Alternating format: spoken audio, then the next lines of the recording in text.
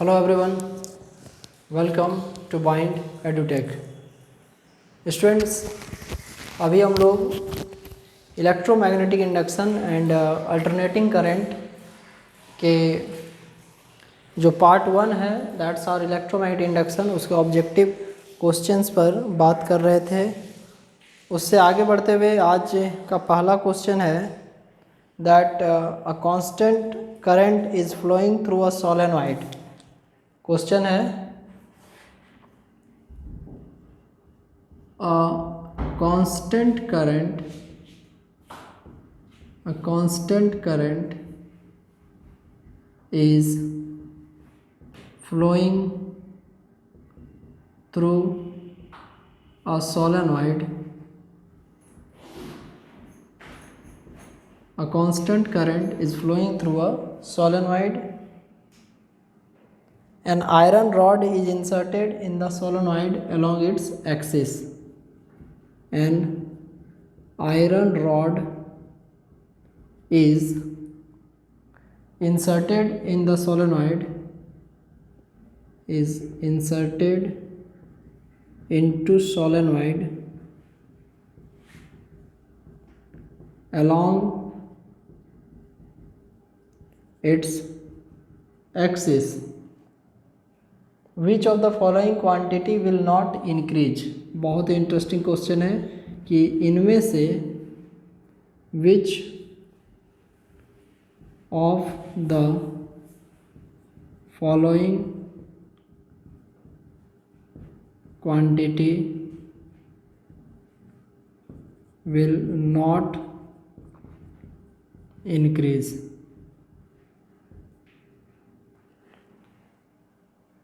पहला है magnetic field at the centre.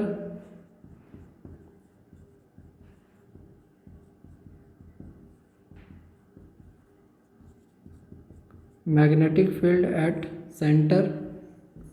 Second one, magnetic flux link with the solenoid. Magnetic flux linked with solenoid. Third one, the rate of heating. And the fourth one,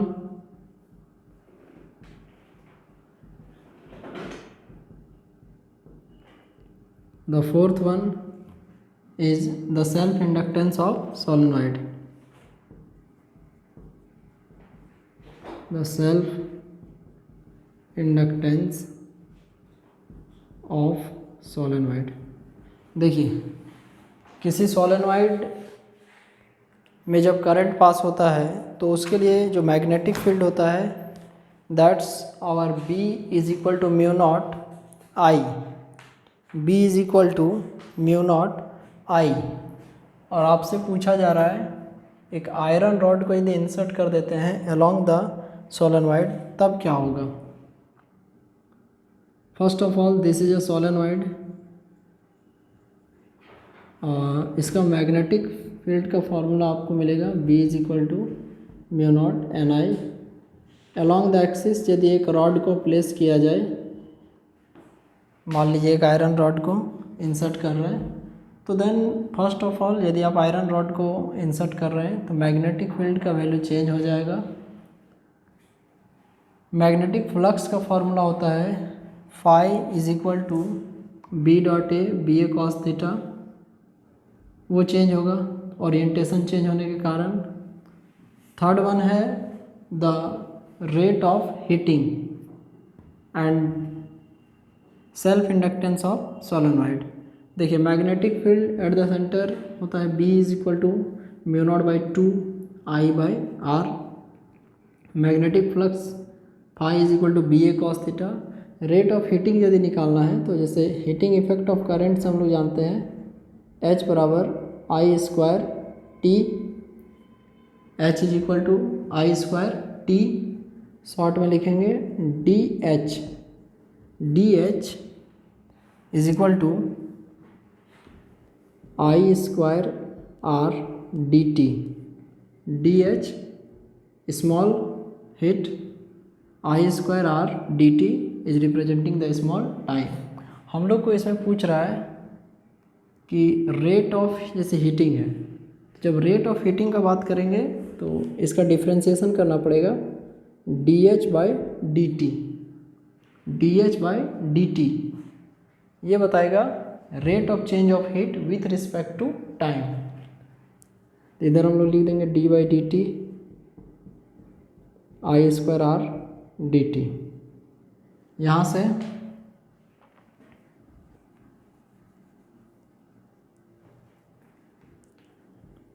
D H by d t I square are,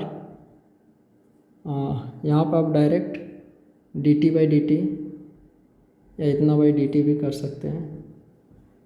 तो d t by d t cancel हो जाएगा, तो d H by d t is equal to I square R. Resistance fix होता है और current यहाँ पर constant flow हो रहा है, तो दोनों कांस्टेंट होने के कारण ये जो क्वांटिटी है वो चेंज नहीं करेगा। नेक्स्ट में एक और टर्म दिया हुआ है phi is equal to L I. तो एल जो होता है वो वेरी करेगा, जिसके कारण जो फाई वाला क्वांटिटी है वो कांस्टेंट नहीं रहेगा। या L is equal to phi by I, phi तो चेंज करेगा ही, मैग्नेटिक फ्लक्स। तो इस प्रकार से क्वेश्चन नंबर जो ये 20 हो जाएगा, तो इसका आंसर हो जाएगा सी। नेक्स्ट है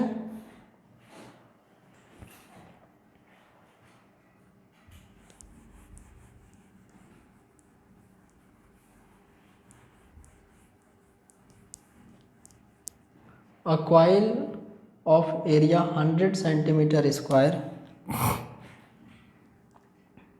क्वेश्चन है a coil of area 100 centimeter square is kept at an angle of 30 degree, is kept at an angle of 30 degree with magnetic field of 10 to the power minus 1 Tesla, with magnetic field of 10 to the power minus 1 Tesla. The magnetic field is reduced to 0. The magnetic field is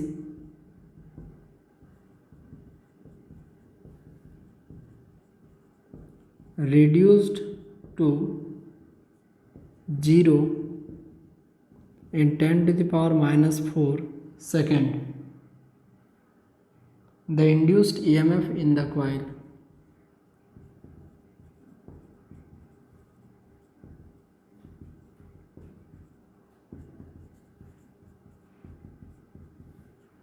देखिए options क्या क्या है। First one is 5√3 volt, second one 50√3 volt, third one 5 volt and fourth one 50 volt. एक coil है जिसका area आपको given है and वो एरिया आपको दिया हुआ है 100 सेंटीमीटर स्क्वायर, जो कि फिक्स है। एंगल दिया हुआ है 30 डिग्री। मैग्नेटिक फील्ड का वैल्यू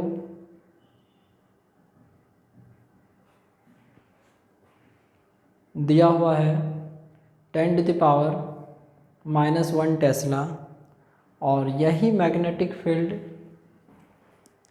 आगे जाकर हो जाता है 0, और उतना होने में उसको टाइम लगता है 10 टू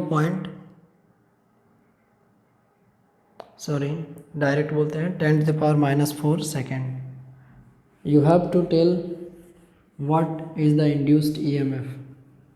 इसके लिए हम लोग डिस्कस करेंगे फैराडे लॉ ऑफ ईएमआई, और करेक्टली बोल सकते हैं Faraday Lenz law. E is equal to minus d phi by d t, E is equal to minus d phi by d t और E is equal to d phi by d t. यहाँ पे जो D phi है this is actually change in flux और change in magnetic flux, and जो d t है this is your change in time. तो E M F E बराबर change in flux to the change in time. Suppose कीजिए कि initial stage में magnetic flux φ1 था और उसके बाद फ्लक्स φ2 था, तो लिखेंगे φ2 माइनस φ1 और चेंज इन टाइम को dt भी लिख सकते हैं या t2 माइनस t1 भी लिख सकते हैं।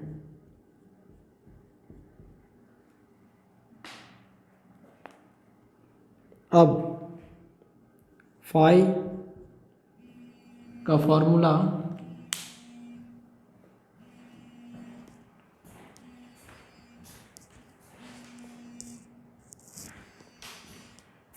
b dot phi is equal to b dot a। तो यहाँ पर दो क्वांटिटी है आपके पास, एक φ2 और एक φ1। तो एरिया जो कि कांस्टेंट है उसी से कंसर्न कर रहे हैं, तो इस पर लिखेंगे b2a minus b1a by t2 minus t1।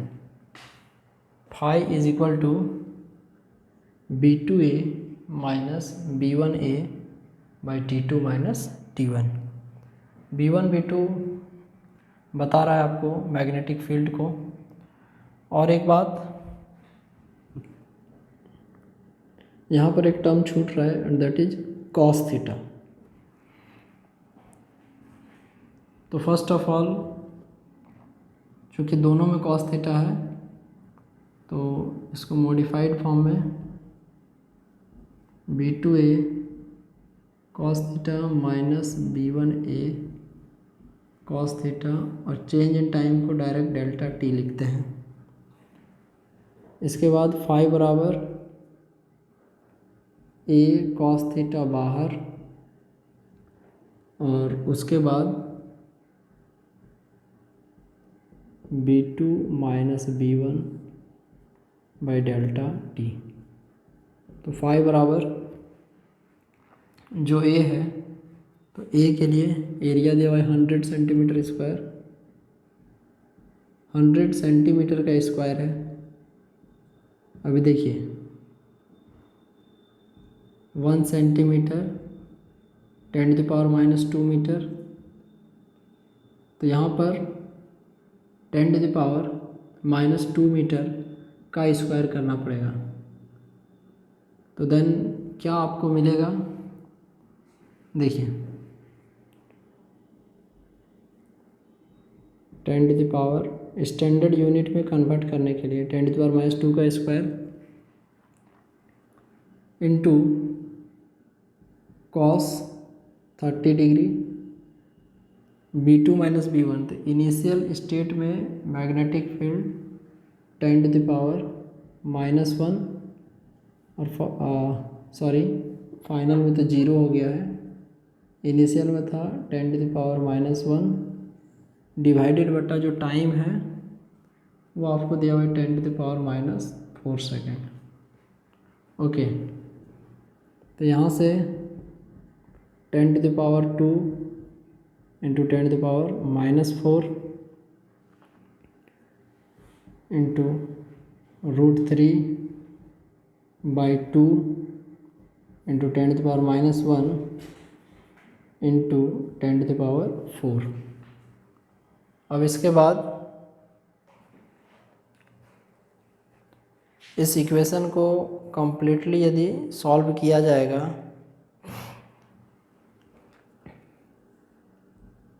तो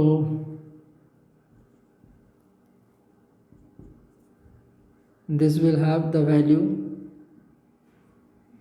ये और ये कैंसिल हो जाएगा। तो देन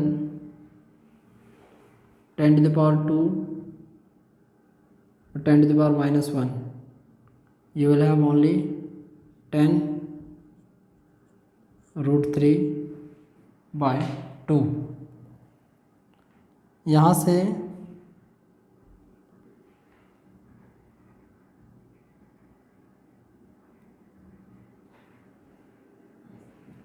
इसको आप सॉल्व करते हैं तो you will have 5√3 volt. This is okay, actually हम लोग बार बार 5 लिख रहे हैं तो 5 नहीं होगा इसमें, तो ई होगा, E for EMF, induced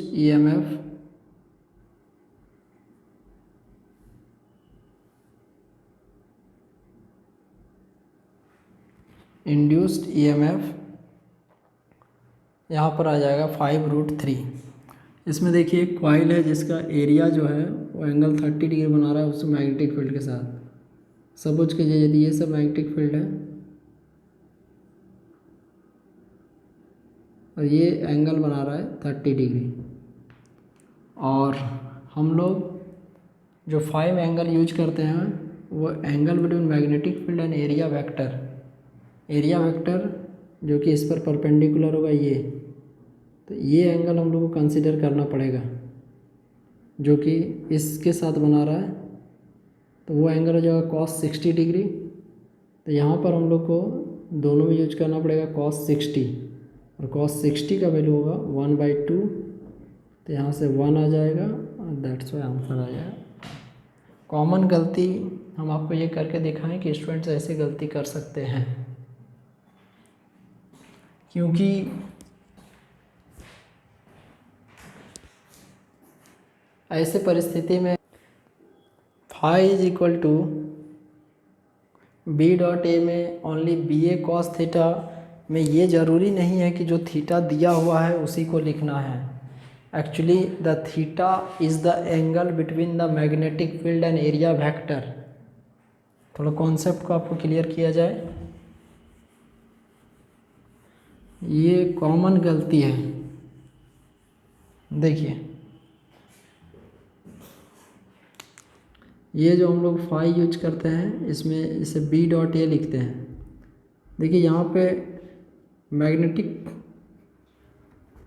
flux एक स्केलर क्वांटिटी है,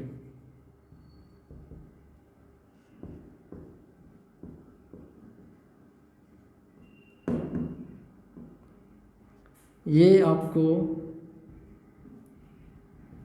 मैग्नेटिक फील्ड है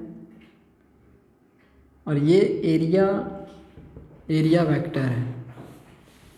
एरिया वेक्टर का मतलब समझिएगा, इसका 2 गुण होता है कि फर्स्ट ऑफ ऑल ये एक ऐसा वेक्टर होता है जो किसी सरफेस पर परपेंडिकुलर होता है तथा इसका जो डायरेक्शन होता है वो आउटवर्ड होता है, बाहर की ओर होता है। तो यहाँ पर जैसे हम लोग को मैग्नेटिक फील्ड लाइंस दिए हुए थे, ये सब हो गया मैग्नेटिक फील्ड लाइन, और कोई कॉइल है, कॉइल किसी भी शेप में हो सकता है, उसका मान लीजिए सर्कुलर शेप में यदि कॉइल दिया हुआ है, वैसे सर्कुलर शेप में यदि कॉइल दिया हुआ है तो फिर एंगल को कंसिडर करने में बहुत परेशानी होगा। तो मान लीजिए एक रेक्टेंगुलर कॉइल, यूजुअली कोई बार मैग्नेट ही सपोज कीजिए यदि रखा हुआ है, तो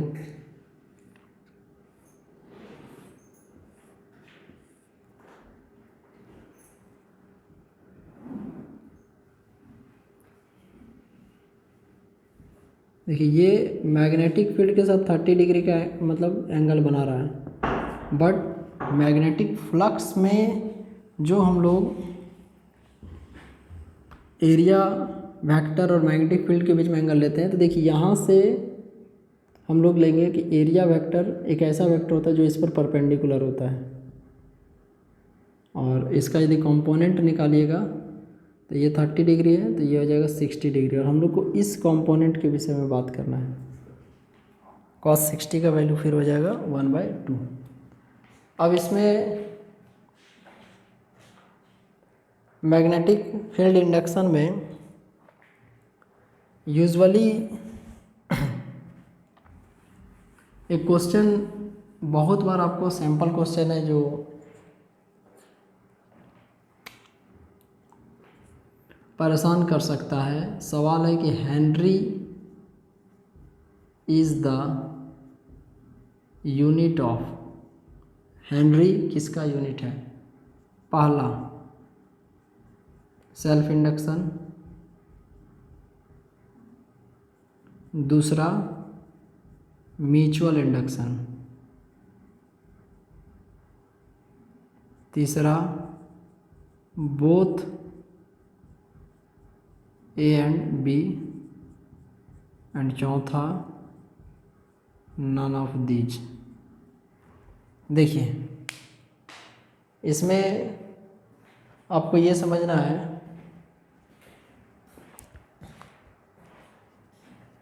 दैट हेनरी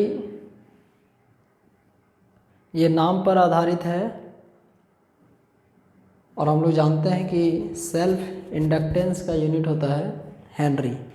लेकिन फॉर नॉलेज म्यूचुअल इंडक्टेंस का भी यूनिट हेनरी होता है, और इसका सही आंसर यदि आप बोलेंगे यहाँ पर तो वो हो जाएगा both A and B. A answer गलत नहीं है, बी आंसर भी गलत नहीं है, लेकिन यदि एक्यूरेट बोला जाए तो उस कंडीशन में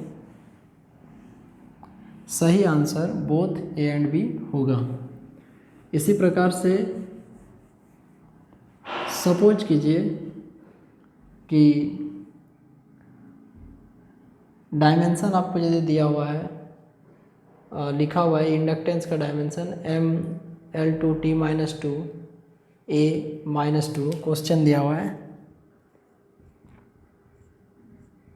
ML2T-2 A-2 is the dimension of,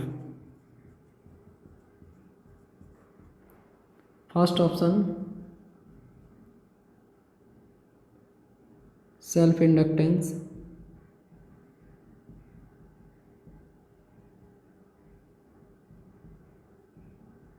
second option है mutual inductance,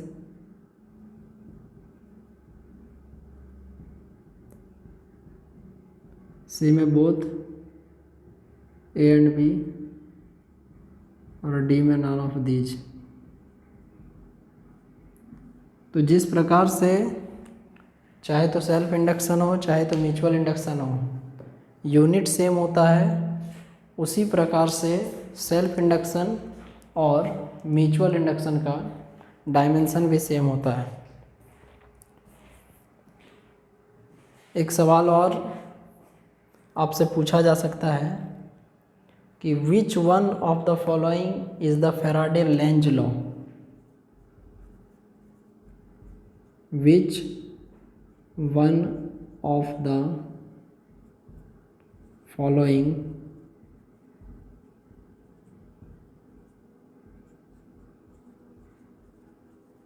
is Faraday Lenz law, इनमें से कौन फैराडे लेंज लॉ को प्रदर्शित करता है?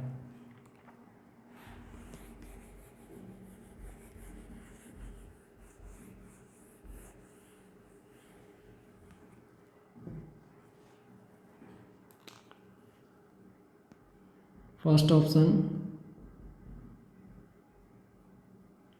E is equal to d∅dt,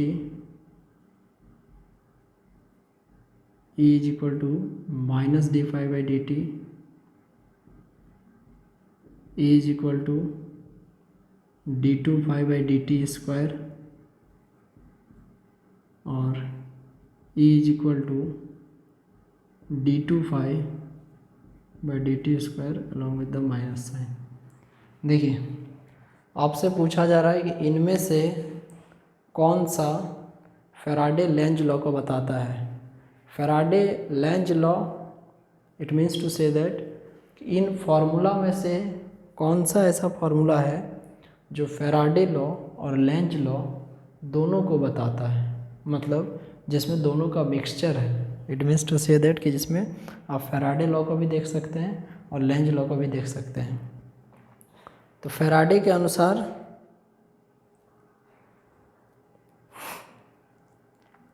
जो कोई भी कॉइल जब दिया हुआ रहता है और उसके साथ जो मैग्नेटिक फ्लक्स लिंक्ड होता है उसका वैल्यू में जब बदलाव आता है आइदर इंक्रीजिंग और डिक्रीजिंग, तो वहाँ पर ईएमएफ इंड्यूस होता है। मैग्नेटिक फ्लक्स में बदलाव आने पर ईएमएफ इंड्यूस होता है।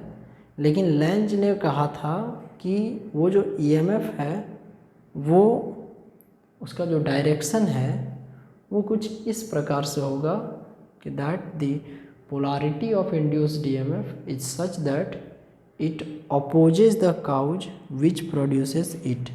जो उसको प्रोड्यूस करेगा ये उसी को अपोज करेगा। तो देखिए फर्स्ट वाला जैसे रहता था ये Faraday law of electromagnetic induction को बता रहा है। सेकंड वाला ऑप्शन में फेराडे लॉ को भी बताया जा रहा है और साथ में जो माइनस साइन है वो आपको लेंज लॉ को बता रहा है। तो स्टूडेंट्स इस वीडियो लेक्चर में हम लोग यहीं तक रहेंगे और नेक्स्ट वीडियो लेक्चर में इससे आगे बढ़ते हुए कुछ और इंटरेस्टिंग सवाल जो कि रिलेटेड हैं फिल इन द ब्लैंक्स से, जिसमें आपको ऑप्शंस अवेलेबल नहीं रहेंगे। तो इंटरेस्टिंग होने वाला है नेक्स्ट क्लास में। इसके बाद हम लोग देखेंगे take care of yourself. Thank you very much.